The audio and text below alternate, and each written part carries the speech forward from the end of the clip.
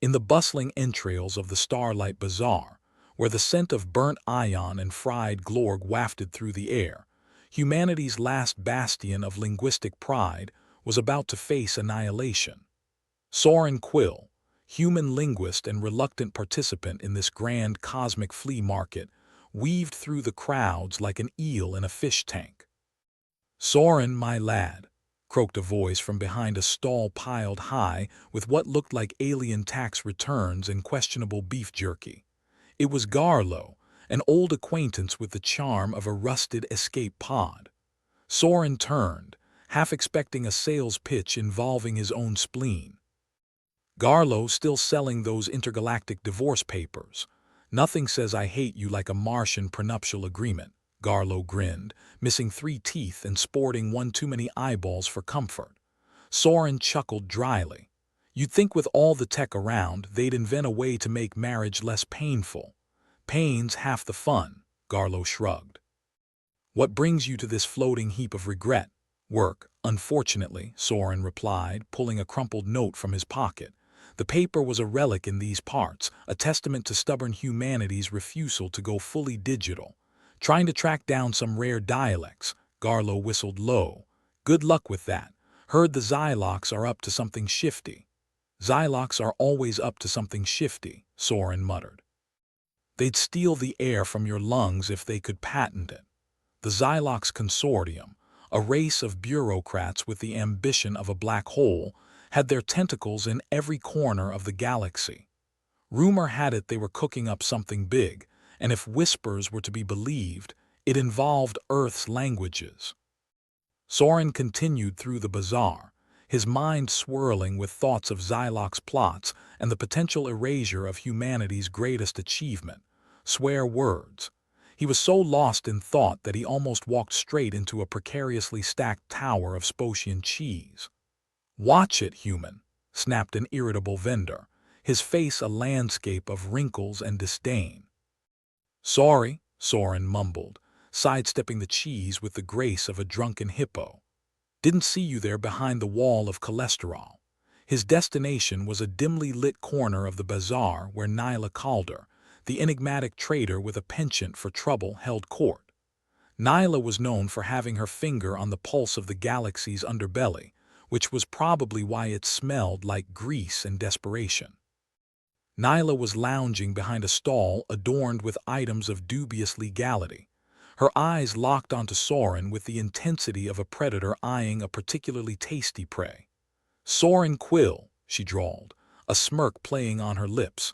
"What brings you to my little slice of heaven?" "Rumors of my impending doom," Soren replied, trying to appear nonchalant as he surveyed the merchandise. "And possibly the rest of Earth's linguists." "Ah, the Xylocs," Nyla nodded, a shadow crossing her face. "Heard they've got their claws into some forbidden tech." "Forbidden and Xylocs go together like politicians and scandal," Soren said, leaning on the table. "What do you know? For a price I might spill," Nyla teased, her eyes glinting with mischief. Soren sighed, fishing a crumpled bill from his pocket. "Here, this should cover half a lie." Nyla took the note, examining it with exaggerated interest.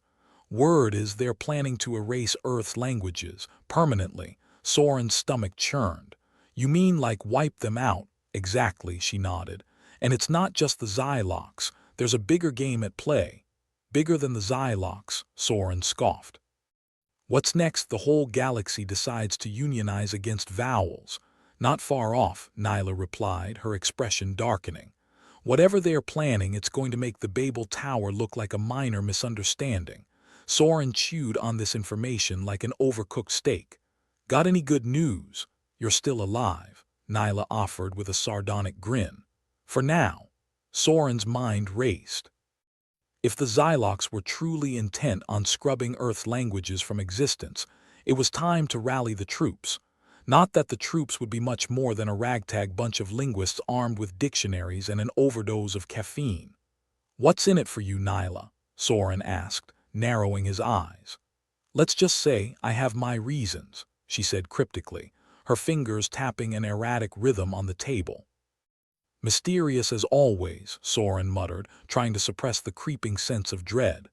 Mystery keeps the galaxy interesting, Nyla shrugged. You'd better get moving. If the Xylocs catch wind of your curious little brain, they might decide it's better off in a jar. I'll keep that in mind, Soren replied dryly, turning to leave. As he made his way back through the crowded bazaar, his thoughts were a jumble of fear, sarcasm, and determination. The fate of humanity's languages, its culture, its history, was in his hands. And considering his hands were usually filled with a steaming cup of coffee and a half-eaten sandwich, that was a terrifying thought. He passed a group of boisterous Trelkian merchants arguing over the price of what could only be described as mystery meat on a stick. Their guttural language echoed a crude symphony of insults and bartering tactics. "You call this meat? Tastes more like disappointment," one of them bellowed, waving the stick in emphasis. "No refunds on regret," another shot back, with a grin that could curdle milk. Soren smirked at the exchange. Even in the depths of space, some things never changed. Misunderstandings, disputes over questionable cuisine, and the ever-present march of time.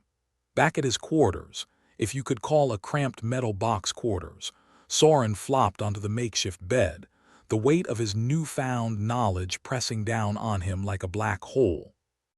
"Erase languages," he muttered to himself, the words tasting bitter on his tongue. What kind of lunacy is this? The answer wasn't forthcoming, and his ceiling offered no insight.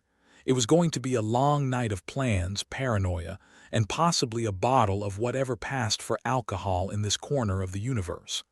As sleep eluded him, Soren couldn't help but chuckle. Humanity, for all its faults and follies, had always thrived on chaos. And if the Xylocs thought they could just sweep in and tidy up the mess, they were in for a rude awakening. Tomorrow, he'd start gathering allies, rallying the troops in this battle of words. But for now, at least, he was glad to be in possession of his favorite phrase. Screw the Xylocs. The Starlight Bazaar was a place where dreams went to die and vendors went to profit off the carnage. Soren Quill trudged back to Nyla Calder's stall, a flicker of purpose in his steps, a purpose that, much like the bazaar itself, was fragile and prone to being sold to the highest bidder. Nyla was still there, a cigarette dangling from her lip, her eyes scanning the crowd like a hawk in a chicken coop. "So, what's the plan, Soren?" Nyla asked as he approached, her tone casual as if discussing the weather which in space was predictably unpredictable. "Rally the troops, maybe convince a few not to sell their kidneys to the Xylocs," Soren replied, rubbing the back of his neck. "The usual Tuesday. Good luck with that," Nyla said, blowing a smoke ring that hung in the air like a ghost of optimism. "Half the people here would sell their grandmother for a decent cup of coffee. Not my type of crowd," Soren muttered, glancing around at the throng of aliens and humans, each more desperate than the last. "You're telling me," Nyla said, stubbing out her cigarette on the edge of the table. "But there are still some humans around with a lick of sense." "Some, not many." Soren leaned in, lowering his voice to a conspiratorial whisper. "You know any who haven't been bought off by the Xylocs?"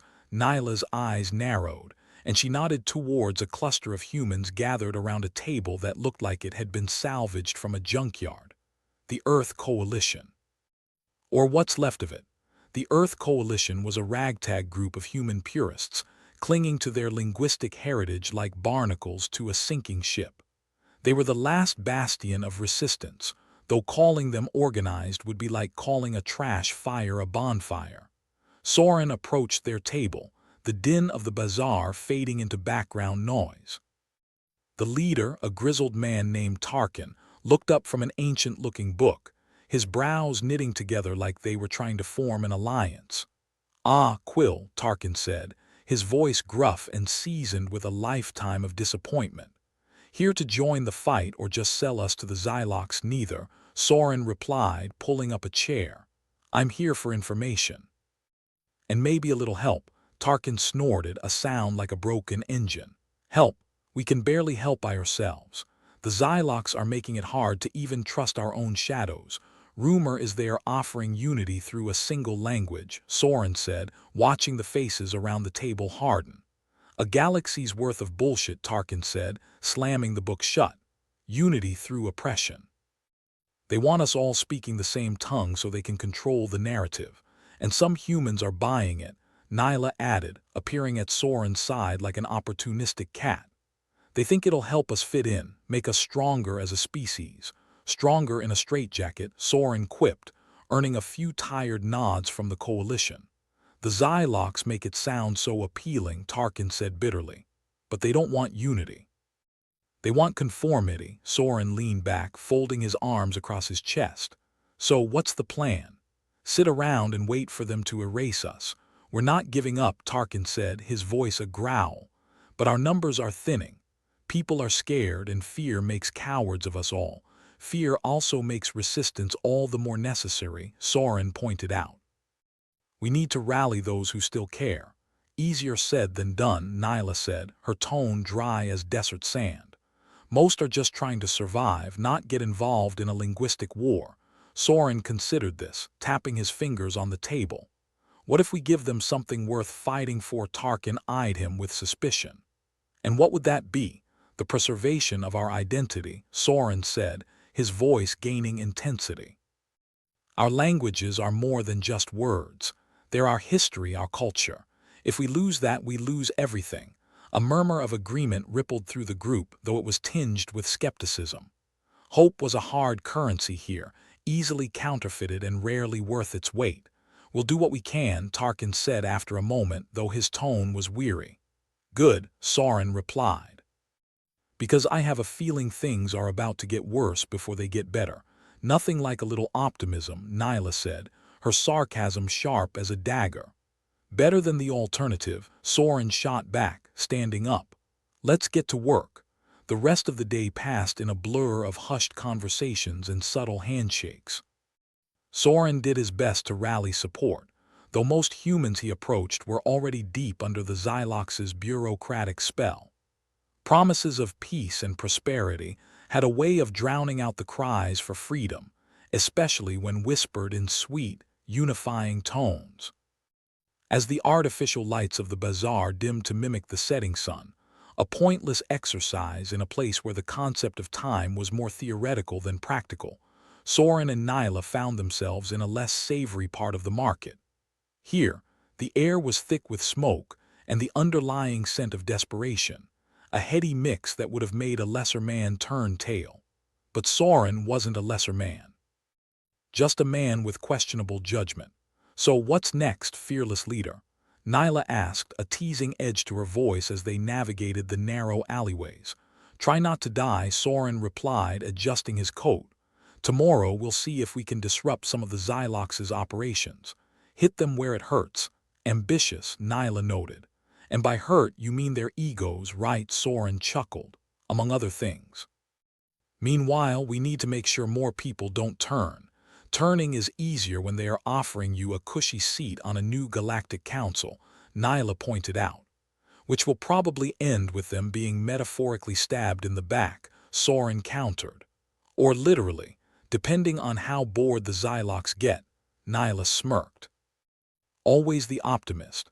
Someone has to be, Soren said, stopping to glance at a booth selling what appeared to be genuine Terran artifacts. Even if optimism looks a lot like stupidity. He picked up a small, dusty globe, the kind that had once adorned 1,000,000 classrooms on Earth. A relic of the past, now a curiosity in a place where history was written by those with the biggest guns or the most persuasive tongues. What's that? Nyla asked, peering over his shoulder. A reminder of where we come from, Soren replied, setting the globe back down. And why we can't let the Xylox wipe us out.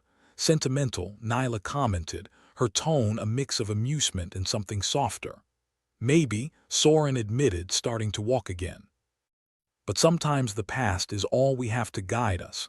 Here's hoping it's enough, Nyla said as they continued their trek back to their makeshift headquarters. The night was long, filled with whispered strategies and caffeine-fueled debates. The coalition was small and scattered, but there was a resolve among them, a spark that refused to be extinguished, even when faced with the promise of annihilation.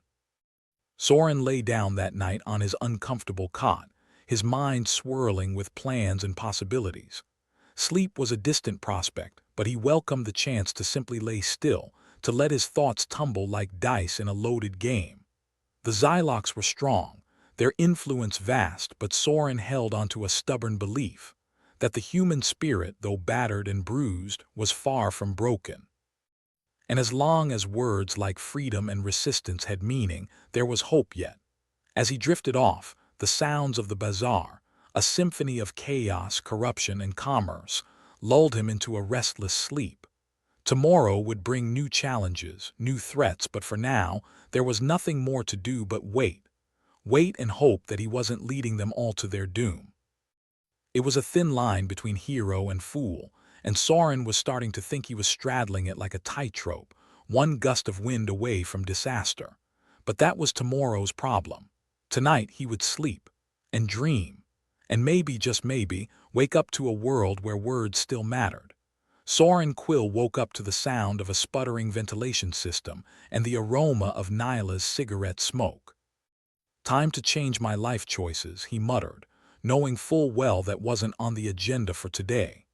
"Morning, sunshine," Nyla greeted, the cigarette practically glued to her lip as she waved a hand through the air, dispersing the smoke like a minor deity of poor decisions. "Ready to not die?" "About as ready as anyone can be," Soren replied, rubbing the sleep from his eyes.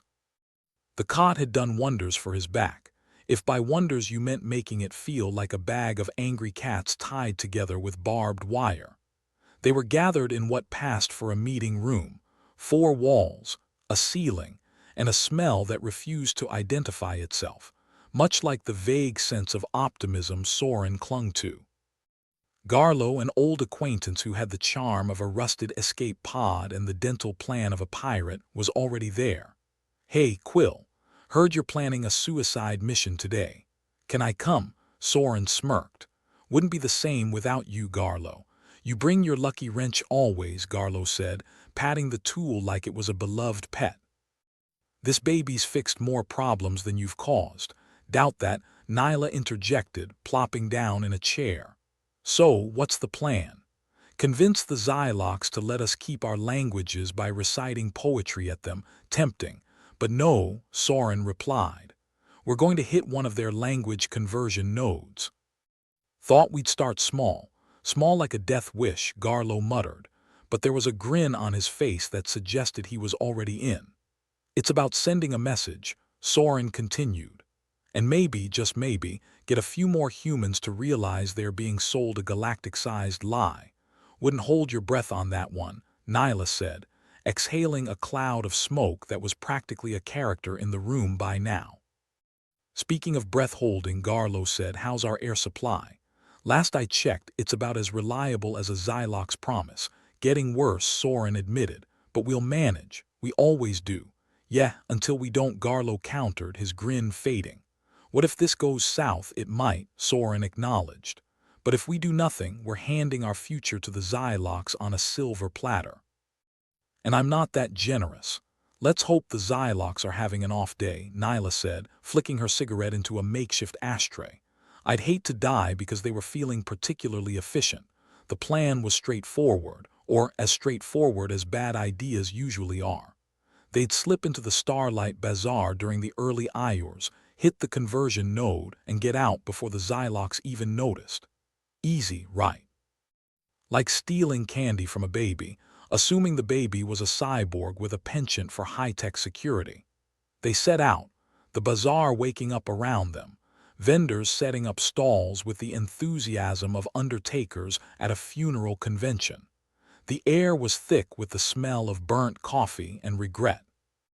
As they approached the node's location, a nondescript building that screamed nothing to see here, Soren couldn't help but notice the lack of security. "Either they are overconfident or we're walking into a trap, or both," Nyla said, pulling her jacket tighter. "Gives me the warm fuzzes," Garlo quipped, his hand resting on the wrench at his side. They slipped inside, the door creaking like it hadn't been oiled since before the first Xylocs bureaucrat was born. Soren led the way, his heart pounding in his chest like an overzealous drummer. The room was full of equipment that hummed ominously, the kind of sound that suggested it was busy rewriting history one language at a time. "Let's make this quick," Soren said, nodding to Garlo. Garlo went to work, his lucky wrench a blur as he dismantled circuits with the ease of a man who'd been taking things apart since childhood. "This should slow them down, or piss them off," Nyla added, keeping an eye on the entrance. "Same difference," Soren said, glancing at the machinery. "The point is, if they're busy fixing this, they're not converting more languages. It was going smooth, too smooth." And like a badly written romance, that's when things went wrong. The alarms blared, shrill and unyielding like a banshee on a caffeine high. "Time to go," Soren shouted, grabbing Garlo by the collar and dragging him towards the exit. "Thought you said this was easy." Garlo yelled back, wrench clutched to his chest like a talisman. "I lied," Soren replied, because honesty wasn't going to save them now. They burst out of the building, alarms still wailing, and hit the ground running. The bazaar was a blur, vendors barely glancing up from their scams as Soren and his ragged group barreled through. Back at their hideout, the atmosphere was tense, the kind of tension you could cut with a knife, or a dull spoon given enough pressure. "Well, that went well," Nyla deadpanned, lighting another cigarette. Soren ignored the sarcasm, focusing on the growing sense of unease. "Something's not right, you mean, besides the obvious?" Nyla asked, exhaling smoke like a dragon with a nicotine addiction. "We should have been caught," Soren said, pacing the room. "The Xylocs aren't known for their lax security. Maybe we got lucky," Garlo suggested, though even he didn't sound convinced. "Or they let us go," Soren countered, the realization a punch to the gut. "They want us to feel like we're winning. Psychological warfare," Nyla said, nodding.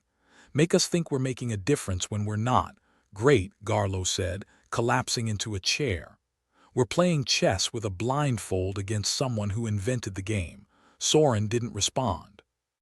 There was a hollowness settling in, a realization that their actions might be less than futile. But there was no turning back now. They'd committed, and the only way out was forward, through the flames or the Xylocs, whichever came first. The next few days were a mess of uncertainty and infighting.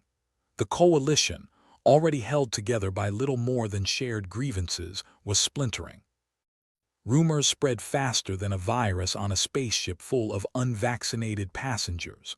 Some claimed the Xylocs were offering rewards for information, while others whispered about infiltrators among them.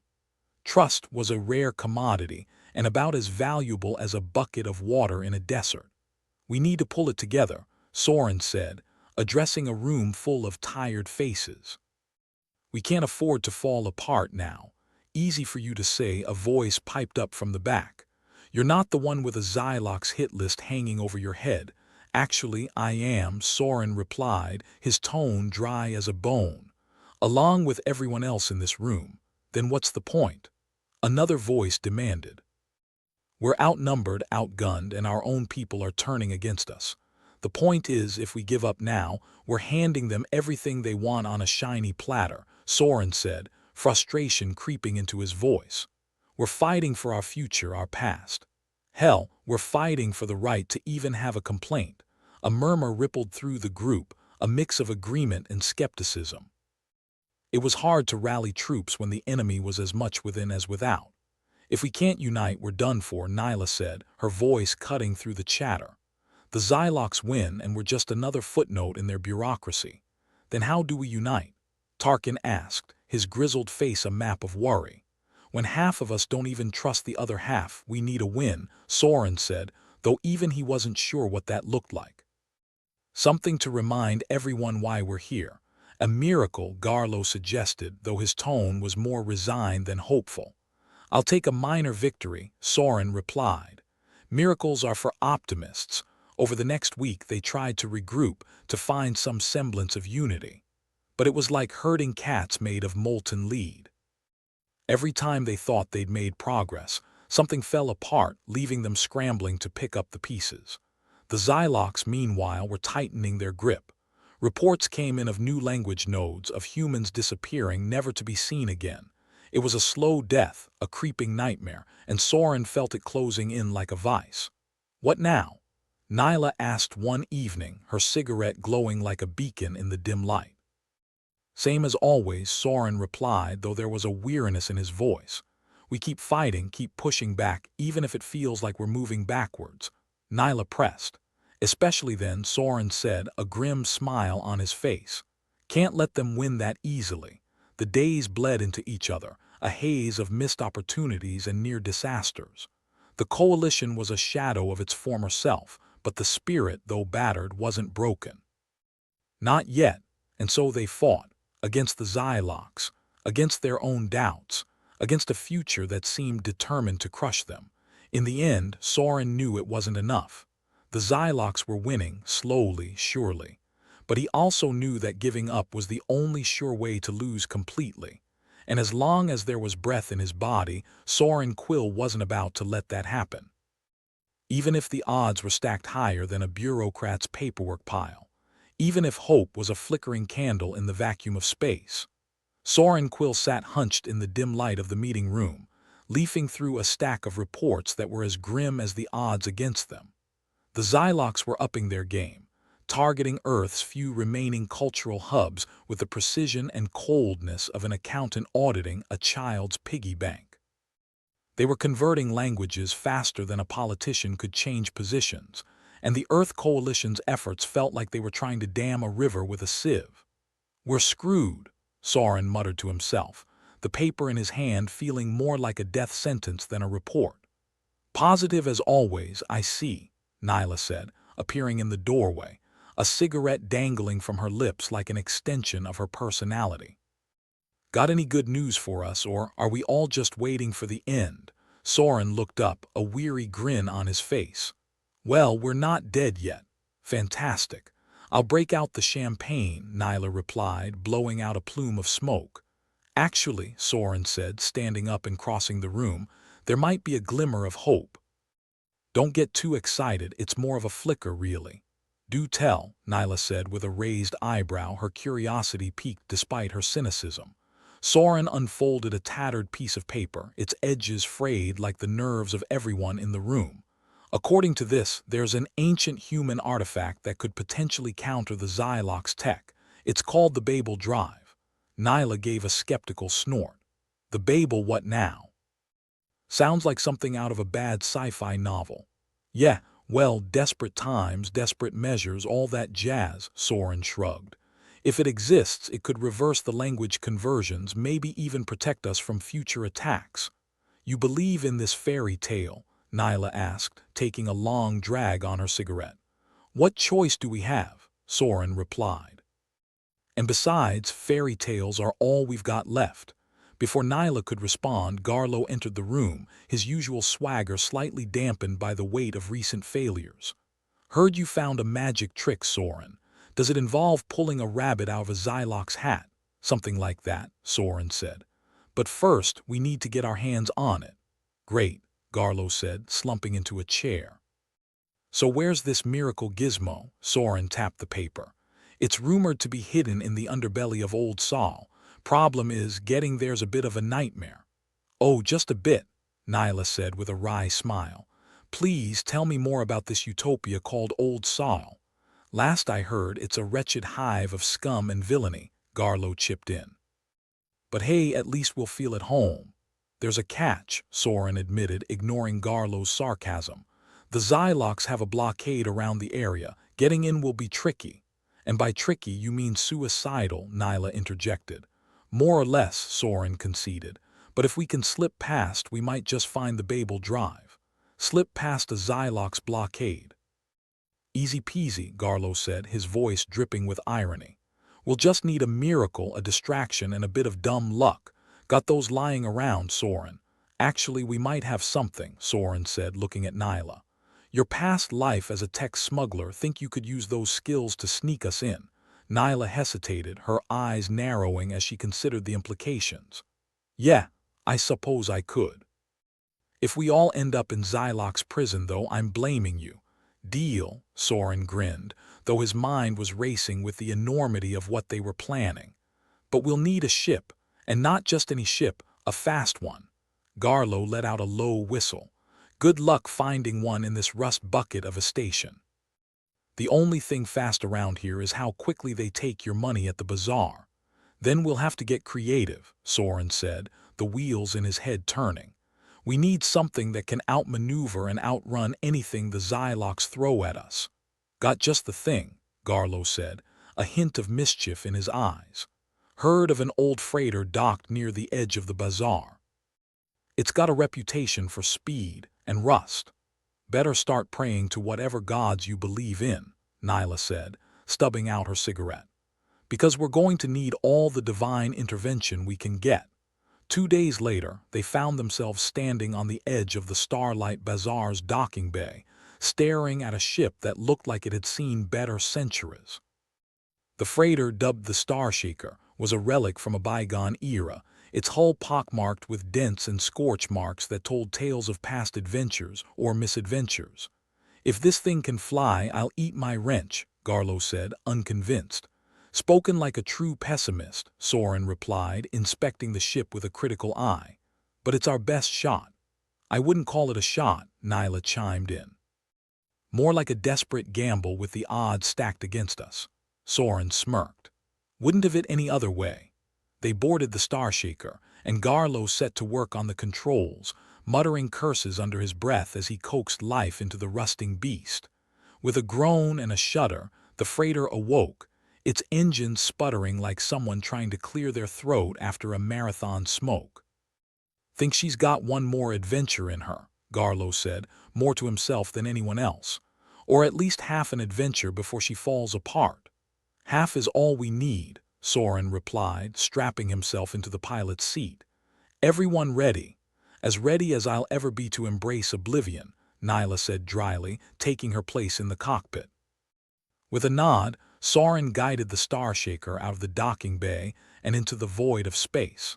The freighter was old, sure, but she moved with the grace of a dancer who'd spent too many years off her feet. They headed toward Old Sol, the Xylox blockade looming like a storm on the horizon. As they approached, the tension in the cockpit was palpable, the silence only broken by the hum of the engines and the distant chatter of the Xylox comms. Okay, Nyla, Soren said, checking their trajectory. Time to work your magic. Nyla cracked her knuckles, her fingers dancing across the console as she activated a series of smuggler tricks she'd picked up over the years. The Starshaker's signal scrambled, mimicking the shadow of a nearby freighter, a trick as old as smuggling itself, but sometimes the simplest deceptions were the most effective. Here goes nothing, Nyla muttered, holding her breath as the Xylox patrols scanned the area. For a moment, time seemed to stretch, the ship held in suspension between hope and despair. Then, like a miracle, or perhaps just a testament to Nyla's skill, the Starshaker slipped through the blockade, the Xylox oblivious. We're through, Nyla said, exhaling the breath she'd been holding. I can't believe it worked. Believe it, Soren said, a grin spreading across his face. We're not out of the woods yet, though. Garlo, still monitoring the systems, nodded toward the screen. We've got company. Looks like a Xylox fighter's taken a special interest in us. Wonderful, Nyla groaned. Let's show them our hospitality then. Soren pushed the engines, the Starshaker groaning as she surged forward. The Xylox fighter was fast but lacking the maneuverability of the old freighter. Soren zigzagged through the debris fields around Old Sol, the Starshaker weaving like a drunkard through a crowded bar. Think you can lose them? Garlo shouted over the chaos. Only one way to find out, Soren replied, his confidence fueled more by adrenaline than certainty. In a daring move, he dove the Starshaker into a tight canyon, the walls flashing by in a blur of rock and shadow. The Xylox fighter followed, its pilot clearly skilled but not quite prepared for the madness of Soren's piloting. Hold on, Soren warned, pulling the ship into a steep ascent that nearly flattened everyone against their seats. The Xylox fighter lagged behind, unable to match the sudden climb. With a final push, the Starshaker shot out of the canyon, leaving the Xylox fighter scrambling to recover. By the time it did, they were gone, mere specks in the vastness of space. Well, Garlo panted, his knuckles white around his wrench. I'll be damned. Nyla allowed herself a rare smile. Guess you've still got it, Soren. Don't sound so surprised, Soren replied, though relief was the dominant emotion. Now let's find that Babel drive.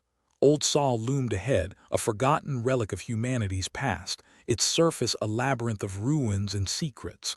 Somewhere beneath its scarred exterior lay what might be their salvation, or perhaps just another dead end.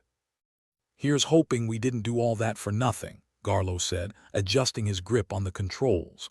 We'll find out soon enough, Soren replied, guiding the Starshaker toward the planet's surface. Keep your fingers crossed. The descent was shaky, the Starshaker protesting with every maneuver. But they landed without incident, the freighter settling on the barren ground in a cloud of dust and anticipation. Welcome to paradise, Nyla said, unfastening her harness. Lovely place, Garlo added, his voice heavy with irony. Might even take a vacation here if we ever have time. Soren stepped out onto the surface, the weight of the mission pressing down like gravity itself. Let's find that damn artifact and get out of here. Together, they headed into the ruins, unaware of what lay ahead but driven by the faintest hope that maybe, just maybe, they could turn the tide against the Xylox. It was a long shot, but in a universe where everything seemed stacked against them, it was the only shot they had. The Starshaker's engines hummed like a dying cat, but the relic had done its job, barely depositing them on Old Sol like a reluctant delivery boy flinging a package over a hedge. Soren, Nyla, and Garlo stepped onto the planet's gritty surface, the air stale with the scent of forgotten history and missed opportunities. It was a place where echoes outnumbered words spoken. I'd say this is a nice change from the bazaar, but my nose is calling me a liar, Garlo remarked, wiping a bead of sweat from his brow. Cheaper rent, though, Nyla added, flicking ash from her cigarette.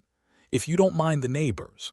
Soren surveyed the ruins around them, remnants of a civilization too busy tearing itself apart to notice the vultures circling.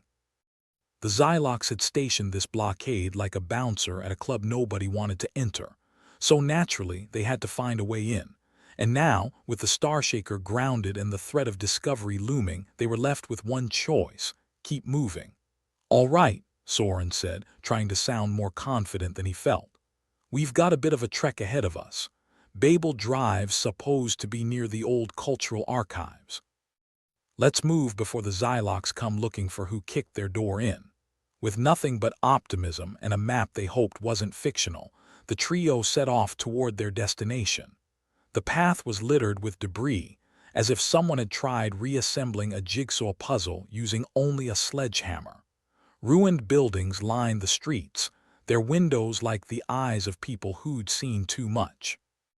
This place gives me the creeps, Garlo muttered, stepping over a twisted metal beam that looked suspiciously like modern art.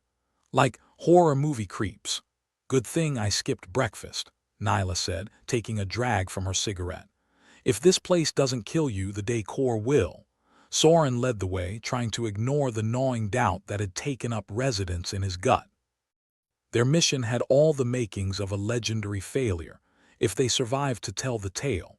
They reached a wide plaza, cracked and overgrown with weeds. In the center stood a statue of a long-forgotten hero, his features weathered beyond recognition, but his posture still defiant. It was a monument to the kind of arrogance that had gotten them into this mess in the first place. Look, it's the guy who invented stubbornness, Nyla joked, pointing at the statue. Didn't know we had a spokesperson, Garlo added, kicking at a stone. Figures they'd immortalize him. Soren couldn't help but chuckle despite the tension. Humor was a weak bomb, but it was all they had. That and the hope that the Babel Drive wasn't just another wild goose chase. They pushed on, the ruins slowly giving way to a more organized chaos as they reached the outskirts of what had once been the cultural archives. Here, the buildings leaned in like conspirators, whispering secrets to one another, a fitting place for humanity's linguistic treasures to be hidden. Look alive, Soren warned as they approached the entrance. We get in, we find the drive, we get out. Simple as that. Sure, because nothing ever goes wrong when you say it's simple, Nyla replied, her voice dripping with sarcasm. The archives loomed before them, an imposing structure with a facade that had withstood both time and its own collapse. They entered cautiously, the shadows swallowing them like an overeager host. Inside, the air was musty, a blend of forgotten paper and neglect. Rows of shelves stretched into the darkness, each one a potential hiding place for their prize or a trap laid by the Xylox. "Split up," Soren suggested, hoping to cover more ground. "Keep your comms open. If you find anything, sing out." "You got it, boss," Garlo replied, heading left with a mock salute. "I'll keep an eye on him," Nyla said, moving to the right. "Just in case he finds something that wants to eat him." Soren nodded, taking the center path. Each step echoed through the building, a reminder of their solitude. He passed shelves filled with books and artifacts, each one a testament to humanity's stubborn refusal to fade quietly into the night. It was both inspiring and depressing, like a motivational poster in a prison cell. Minutes stretched into hours, or so it seemed as he scoured the archives. The place was a labyrinth, designed by someone who clearly hated straightforward solutions. Finally, he stumbled upon a room different from the rest, lined with consoles and data terminals that looked as if they'd been installed as an afterthought. "Hey, I think I found something," Soren called into his comm. "On my way," Nyla responded, her voice crackling with static. "Same here," Garlo added, the relief in his voice palpable. The two joined him soon after, eyes scanning the room with a mixture of hope and cynicism. "Looks promising," Garlo said, eyeing the consoles, "or like the set of a cheap sci-fi movie." "Let's find out," Soren said, moving to the nearest terminal. Dusk clung to the screen like a bad habit, but it flickered to life with a few well-aimed taps. "Careful," Nyla warned, leaning over his shoulder. "That could be the self-destruct button. Never trust old tech." Soren raised an eyebrow. "Noted, but if we're lucky, this is the drive." The terminal buzzed and hummed as it booted up, lines of code scrolling past like a digital waterfall. The display finally settled on a message, cryptic yet promising. "Looks like a map," Soren said, scrutinizing the screen. "Coordinates, maybe. Or a really boring infographic," Garlo quipped, though his eyes were alight with interest. Nyla leaned closer, her cigarette perched between her fingers like a conductor's baton. "Let's hope this leads to something better than a bad joke." Soren committed the information to memory, fearing the temperamental machine might decide to crash at any moment. With the coordinates etched into his mind like a bad tattoo, they headed toward the exit, determination fueling their steps. Their journey back to the Starshaker felt longer than the way there had been, the weight of their discovery hanging over them like a storm cloud. Old Sol's ruins seemed to close in, every shadow a reminder of the struggles yet to come. As they neared the ship, Soren's comm crackled to life with a frantic message from the Coalition, a report of a failed assault on the Xylox blockade. Human casualties were high, the mission a disaster. "Shit," Soren muttered, the news hitting like a gut punch. "The assault's gone to hell. We lost a lot of people." The weight of it pressed down, threatening to crush what hope they'd managed to scrape together. It was a reminder that victory, if it existed at all, was a distant star fading into the night. "Guess they weren't as lucky as us," Garlo said quietly, his usual bravado absent. Nyla nodded, her expression grim. "And here I thought we were the dysfunctional ones." Soren struggled to keep his thoughts from crumbling into despair. The odds had always been against them, but now the numbers felt overwhelming. He couldn't shake the image of those lost lives, snuffed out by a foe they barely understood. "We can't let this be for nothing," Soren said, his voice raw with determination. "The Babel drive might be our only chance to turn things around." "Yeah, it might," Nyla repeated, her skepticism a familiar comfort. "But it's more of a plan than sit and die." "Guess we better get back to the ship," Garlo cut in, his voice a quiet resolve. "Can't let those bastards have the last laugh." They boarded the Starshaker, the ship welcoming them with a shudder and a creak as if sharing in their fatigue. Soren took the pilot's seat, his mind a whirl of doubts and determination. The lives lost weighed heavy, a reminder of the stakes they faced. As they lifted off, the ruins of Old Sol fell away beneath them, replaced by the vast, eternal black of space. The Xylox blockade still loomed, a reminder that escape was as much a game of luck as skill. The Starshaker dodged and weaved through the debris, Soren's hands steady even as his thoughts churned. His mind kept returning to the faces of those who'd fallen, their sacrifice a bitter reminder that their fight was far from over. Behind him, Nyla and Garlo sat in silence, the usual banter absent, replaced by the weight of the mission ahead. They were more than just a ragtag crew, they were the last hope for a culture on the brink of erasure. The Xylox blockade was ahead, a gauntlet they'd have to run again. But this time, it felt more like a crucible where failure would mean not just their end but the loss of humanity's voice. "Ready to run the gauntlet again?" Soren asked, his tone lighter than he felt. "Always," Garlo replied, though his eyes were heavy with the day's news. "Let's try not to die, yeah?" Nyla added, a wry grin on her lips despite everything. With a silent prayer to any listening gods, Soren pushed the Starshaker's engines to their limit, the ship tearing through space with a rumble that felt like defiance. The Xylox ships moved in, their presence a suffocating reality.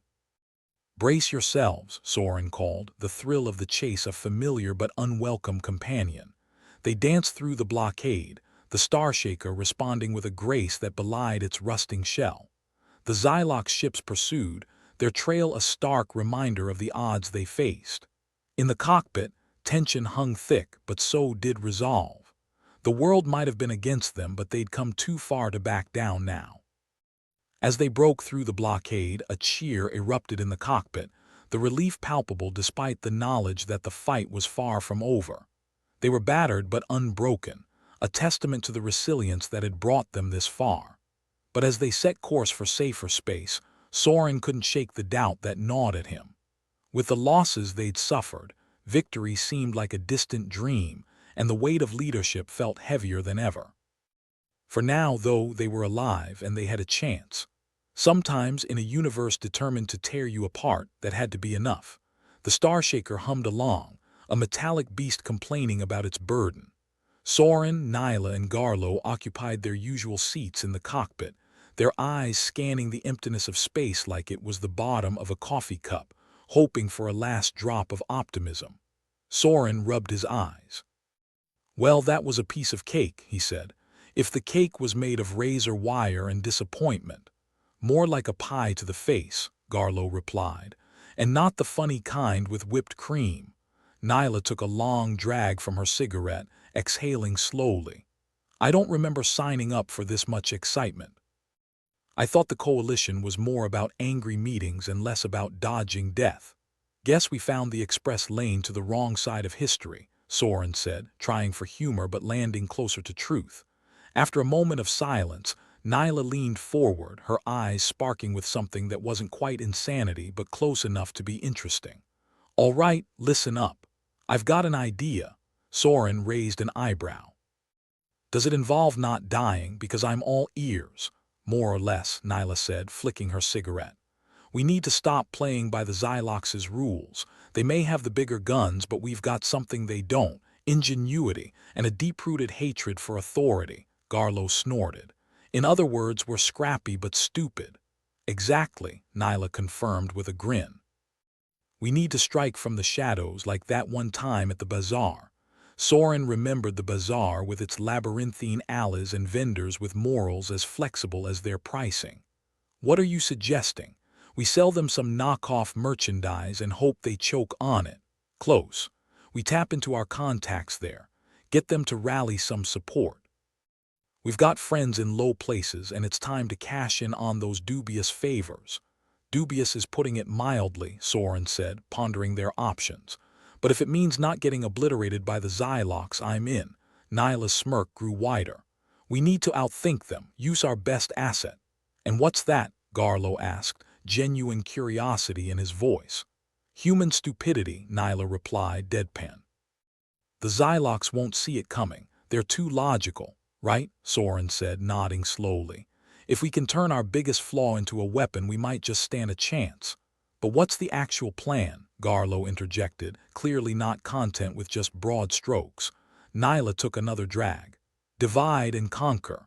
We hit their nodes where they least expect it. Use the Babel drive to scramble their translations. Make them think they are hearing one thing when it's another. You want a weaponized language, Soren mused, intrigued by the audacious simplicity. Like feeding them a dictionary with a bomb inside. Exactly. And to do that, we need help from the bazaar. They've got the tech and the will to screw over anyone for the right price. Seems like a long shot, Garlo said, though his eyes shone with the glint of possibility. Long shot's all we've got, Nyla replied, flicking ash onto the floor. Unless you fancy going down in a blaze of poorly chosen metaphors. The Starshaker shuddered, as though reminding them that time wasn't on their side. Soren tapped a few buttons and set a course back to the bazaar. All right then. Let's see if we can cobble together a miracle from duct tape and bad decisions. The journey back was a mix of tense silence and half-hearted banter, as if each was trying to pretend they weren't terrified of what lay ahead. The vastness of space seemed to mock their attempt at heroism. Yet, there was a sense of purpose now, a direction. Even if it was towards the kind of plan only a madman or a desperate man would concoct. As the bazaar loomed into view, a chaotic sprawl of metal and neon floating in the void, Soren felt a strange comfort. Here was a place where nobody asked questions if you had the right currency. A place of possibilities, or maybe just the last stop before despair.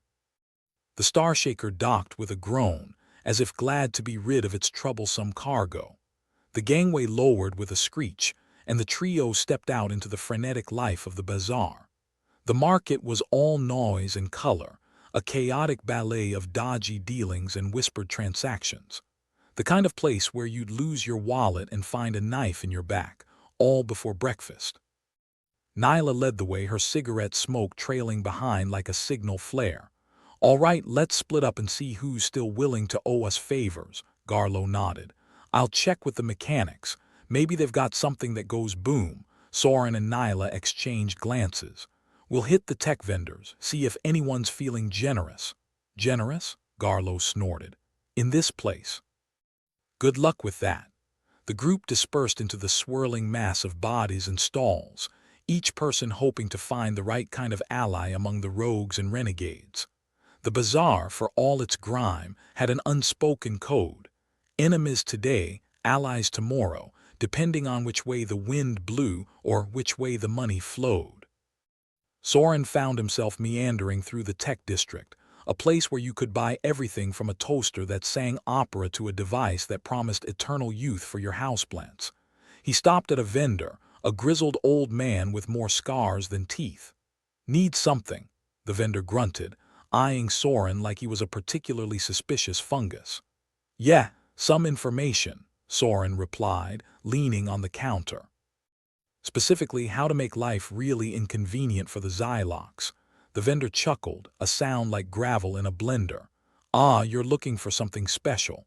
I might know a few people who don't mind tweaking the all linguistics for the right price. Who's got the skills and the lack of scruples? The vendor scratched his chin, considering. Check with Lanzu down at Node 5. He's got a knack for pissing off the wrong kinds of people. Thanks, Soren said, tossing a few credits onto the counter. He turned to leave, the vendor's laughter following him. Meanwhile, Nyla worked her charm at the other end of the market, approaching a group of shady figures clustered around a glowing table. She leaned in with the casual grace of someone who could make friends or enemies with equal ease.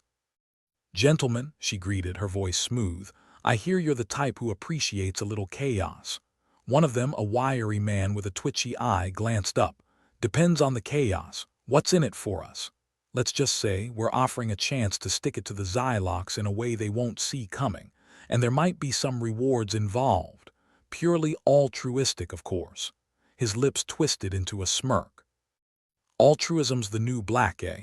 We might be interested if you've got the credits. Credits we can do. What we need is your expertise. The man nodded slowly, intrigued. All right, we're in. But if this blows up in our faces, I'm holding you personally responsible. Wouldn't have it any other way, Nyla replied, sealing the deal with a grin and a handshake that felt like it might crush bones. Back on the ship, Soren and Nyla reconvened, sharing their findings with Garlo, who had managed to procure some questionable explosives. "So, we've got a plan and some people dumb enough to join us," Garlo summarized, tapping a finger against his temple. "What's next? Sacrificing a goat?" "Not yet," Soren said, though he couldn't rule it out. "We need to synchronize this, make sure everyone knows their part." They spent the next few hours crawling over schematics, plans, and hypothetical disasters, trying to ensure that their patchwork of alliances wouldn't unravel before it began. The Babel drive would be the linchpin, the thing to throw a spanner into the Xylox's well-oiled machine. "Just to be clear," Soren said, rubbing his temples, "we're betting everything on the hope that the Xylox won't realize how chaotic humans can be." "Exactly," Nyla said, lighting another cigarette. "It's our charm." "And if it fails?" Garlo asked, ever the realist. "Then we go out with our middle fingers high," Nyla replied, a wild grin on her face. "At least we won't die bored." The Starshaker was ready to launch, its crew prepped for the kind of operation that had Last Stand written all over it. As Soren settled into the cockpit, the weight of what they were about to attempt pressed down like a particularly judgmental anvil. "Ready for this?" he asked, fingers poised over the controls. Garlo and Nyla nodded in unison, a flash of shared determination in their eyes. "Let's make history," Nyla said, "or at least a really good story.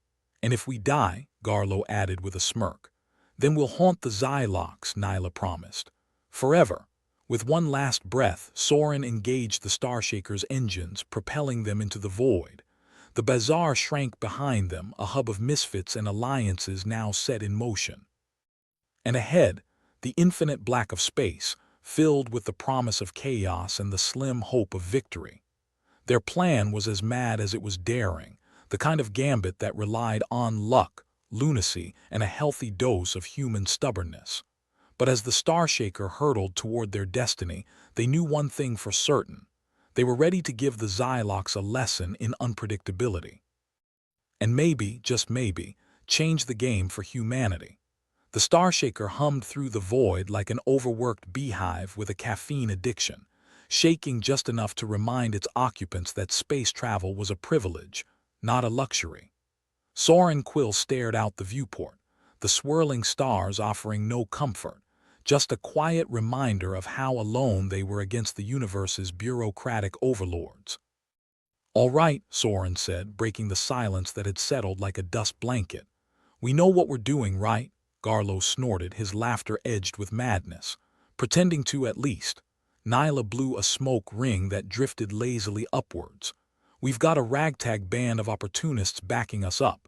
If that's not a recipe for success, I don't know what is. At least we've got enthusiasm," Garlo added. "Or is it desperation?" "Same difference," Soren said, shaking his head.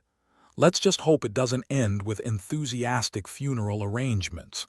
The plan was simple on paper, like most terrible ideas that seemed brilliant after a few drinks. They'd use the Babel drive to scramble the Xylox's language matrix, creating enough chaos to disrupt their operations, while rallying any remaining pockets of humanity that still prized their own dialects. "Remember," Soren said, casting a glance at his crewmates, "the Xylox have bigger guns, but they can't speak human stupidity fluently. That's our edge. Stupidity as a superpower," Garlo mused, wry grin splitting his face. "Never thought we'd live to see the day." Nyla flicked her cigarette butt into the recycling bin with precision born of practice. "If we pull this off, we should build a monument to idiocy. Right next to the memorial for common sense. It's been missing in action for years." They approached the Xylox blockade, a menacing line of ships that loomed like grumpy sentinels. The blockade was a symbol of the Xylox's grip on Old Sol, squeezing it like a miser with a penny. Soren punched in the codes they'd acquired from their dubious allies, praying the data wasn't as counterfeit as the moral fiber of the bazaar's vendors. "Here goes everything," Soren muttered as they breached the perimeter, holding their breath as if it might make them invisible. The Xylox ships remained inert, their sensors uninterested in the Starshaker's passage. Whether it was luck, skill, or the universe deciding to take a nap, Soren wasn't sure, but he wasn't about to question it. "Let's get to that node," Nyla urged, her eyes locked on the display. Before they realize we're not here to exchange pleasantries, Soren navigated the ship to a barren wasteland, a forgotten corner of Old Sol where the winds howled with the sound of regret. The Babel Drive node stood gleaming, an ostentatious monument to the Xylox's arrogance and their belief that nothing could disrupt their plans. "Okay, tech geniuses," Soren called out as they touched down. "Time to make some noise." As they disembarked, the shrill whistle of the wind greeted them, kicking up dust and the ghosts of a civilization that had long since checked out. The air was stale, carrying the faint odor of desolation mixed with the faintest whiff of a better yesterday. Garlo lugged the explosives, his gait steady but his eyes flickering with anticipation. "I've always wanted to make history in the most literal sense." "Just don't make us history," Nyla pointed out, lighting a fresh cigarette as they approached the node. The trio worked quickly, their actions rehearsed and precise, as though they were conducting the world's most dangerous symphony. It was a gamble, but one they were prepared to take. Soren fiddled with the controls, his fingers dancing over the keys like a pianist playing a particularly spiteful tune. "This better work," Garlo grunted, setting the explosives with the care of a man arranging flowers for his own funeral. "It will," Nyla assured, her voice carrying an edge of defiance. "Or we'll haunt the Xylox forever. Maybe start singing off-key renditions of their national anthem until they beg for mercy." Soren managed a chuckle, the tension in his chest loosening, if only slightly. "Let's just hope they've got a sense of humor." "Not likely," Garlo muttered. "You ever meet a Xylox with a sense of humor?" "No," Soren admitted, "but I'd pay to see it." With everything in place, they retreated to a safe distance. The node sat ominously against the sky, a monolith of technological hubris. If all went according to plan, it would soon become a beacon of disarray, broadcasting chaos across the Xylox communication networks. "Show time," Nyla said, flicking her cigarette away and pulling out the detonator like it was a party trick. "On 3, Soren instructed, his heart thumping in time with the seconds. 1, 2. The explosion was less of a bang and more of an earth-shattering roar, the kind of sound that made you question your life choices and whether ear protection was for wimps. The node shuddered, its surface cracking as fire and debris spewed forth like a volcano of rebellion.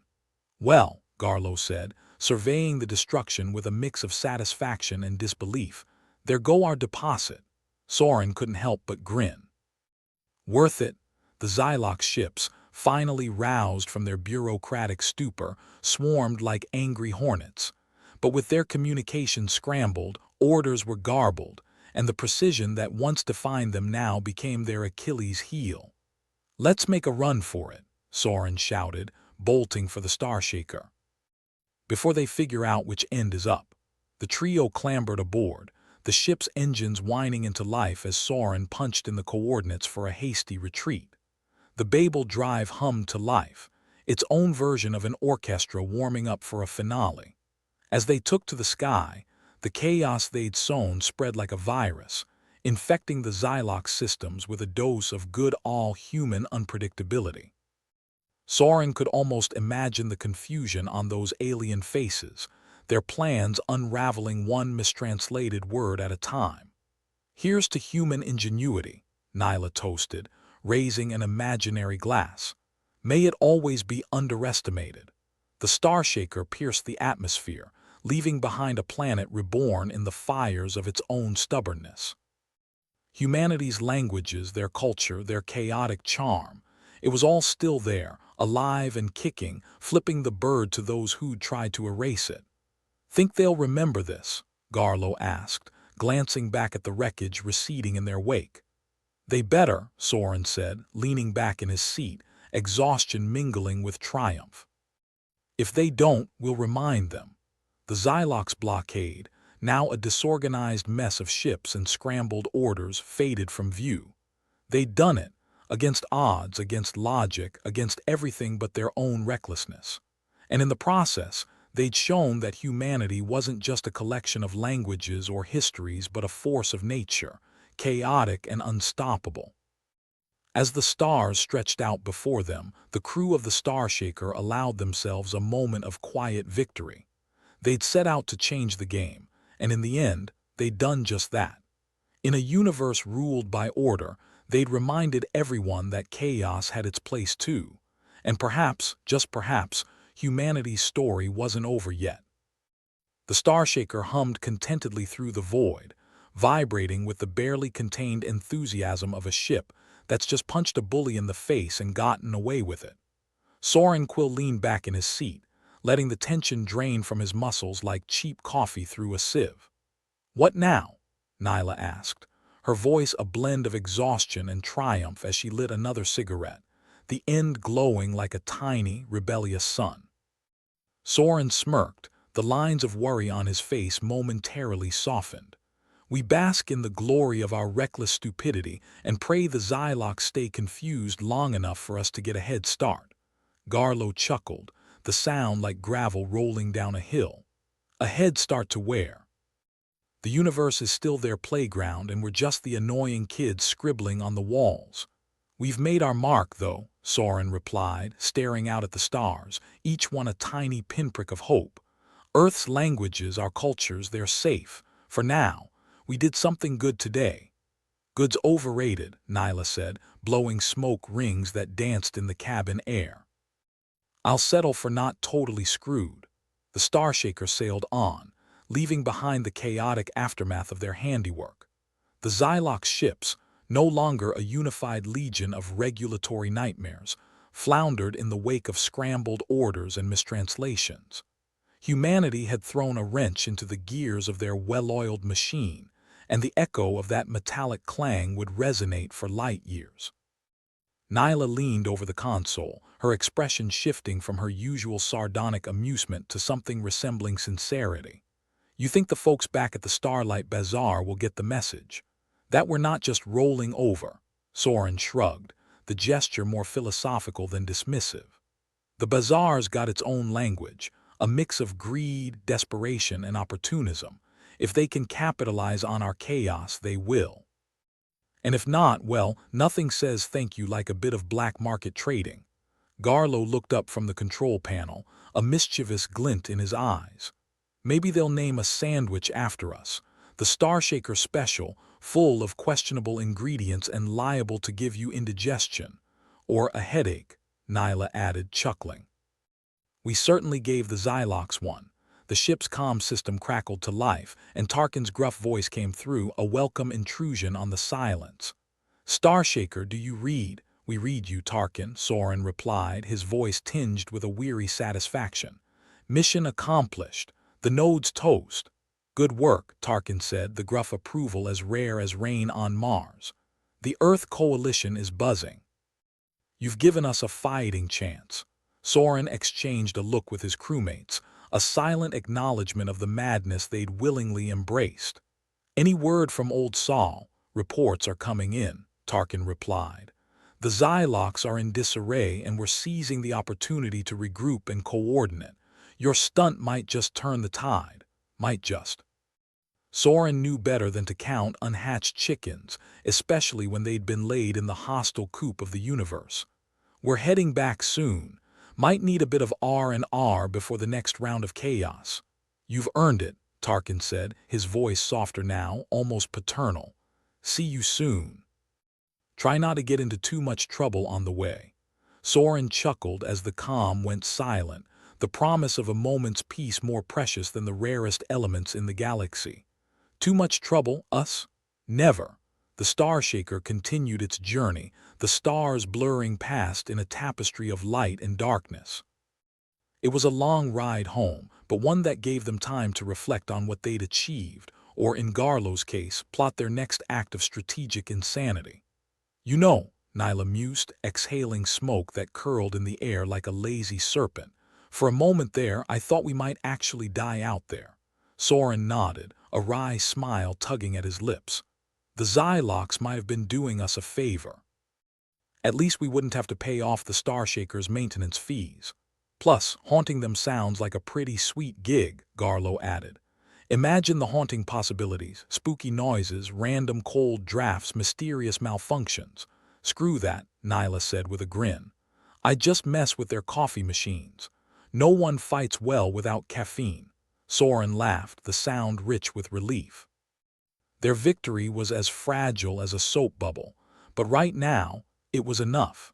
They'd struck a blow for humanity, and for once, it looked like the human spirit might just be a match for the alien bureaucracy trying to snuff it out. As they approached the Starlight Bazaar, the familiar chaos of the place came into view. Ships of all sizes and shapes docked haphazardly, lights flickering in the endless night like the universe's most disorganized party. The bazaar was a place where dreams came to die, but on the rare occasion they were also reborn, phoenix-like, from the ashes of desperation. Soren guided the Starshaker into dock, the ship shuddering as it settled into place. The bazaar was as loud and bustling as ever, a cacophony of voices and smells that promised the familiar comfort of home, if home was a melting pot of rogues, traitors, and the occasional lunatic. Stepping onto the docking platform, Soren took a deep breath. The air was thick with the scent of fuel, fried food, and the ever-present undercurrent of ambition. Smells like victory, or a health code violation, Garlo quipped, glancing around at the bustling throng. Nyla flicked her cigarette to the ground, crushing it under her boot. Either way, it's good to be back. As they made their way through the labyrinthine alleys of the bazaar, familiar faces greeted them, some with nods of respect, others with the wary glances reserved for those who'd thumbed their noses at the universe and lived to tell the tale. Approaching Nyla Calder's stall, Soren found her surrounded by the usual assortment of trinkets and baubles.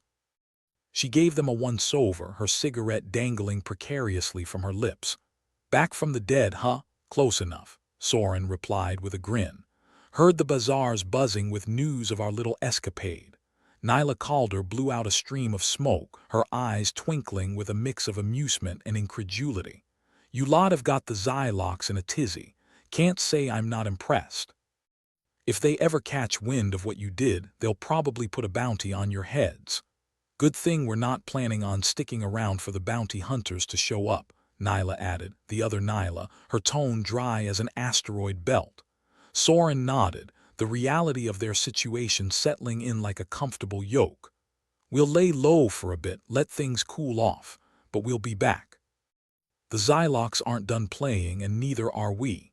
As they headed back to the Starshaker, the trio absorbed the bustling energy of the bazaar, a reminder that chaos had its own kind of order. Humanity wasn't about to give up, not when there was still a fight to be had, languages to protect, and a universe to navigate, one sarcastic quip at a time. They stepped onto the ship, the familiar hum of its engines greeting them like an old friend. Soren paused for a moment, taking in the sight of his crew, his comrades, his friends. They'd survived the storm and they were stronger for it. "Ready for the next chapter?" Soren asked, his voice a mix of challenge and camaraderie. Garlo grinned, a wild glint in his eyes. "You know it. Once more onto the breach and all that." Nyla punched Soren lightly on the shoulder, her smile softening the jab. "Let's kick some more bureaucratic ass." Soren settled into his seat, the weariness of their journey overshadowed by a renewed sense of purpose. The Xylox had thought they could steamroll humanity into submission with their cold, calculated efficiency. But they'd underestimated the stubbornness, the audacity, and the sheer unpredictability of a species that thrived on chaos. The Starshaker's engines roared to life, a defiant scream into the vast, unfeeling night. They were just one crew among many, a small part of a much larger struggle, but they were ready to face whatever the universe threw at them next. As they left the bazaar behind, the stars stretched out before them, a reminder that the future was as uncertain as it was vast. But for Soren, Nyla, and Garlo, uncertainty was just another word for opportunity, and they were more than ready to seize it. Thus, the Starshaker forged ahead, carrying its crew into the unknown with a promise of adventure and the relentless, irreverent spirit of humanity. Their story, like the universe itself, was far from over. In fact, it was just getting started.